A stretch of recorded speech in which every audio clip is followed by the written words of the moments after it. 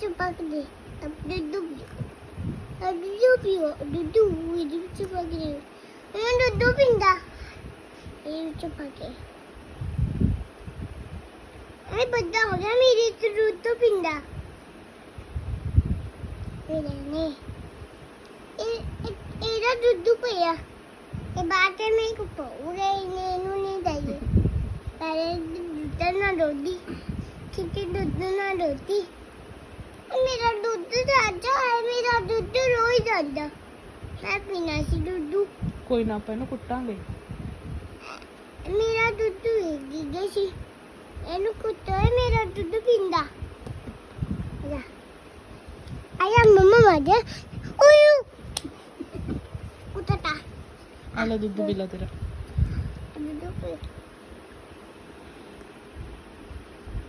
ਦੁੱਧ ਪੀਓ ਇਹ ਦੁੱਧ ਬਾਅਦ ਚੋਂ ਪੀਊਗਾ ਇਹਦਾ ਦੁੱਧ ਪਿਆ ਇਹਦਾ ਧਿਆਨ ਰੱਖਿਓ ਓ ਆ ਦੁੱਧ ਪੀ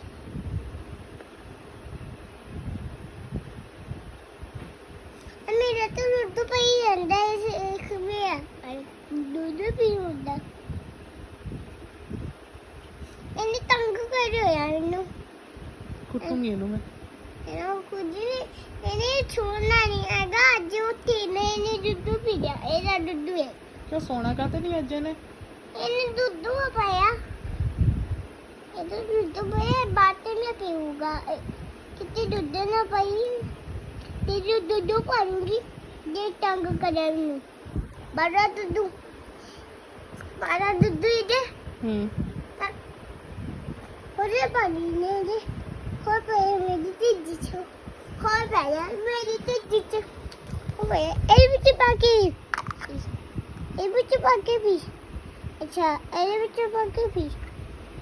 ਓ ਇਹ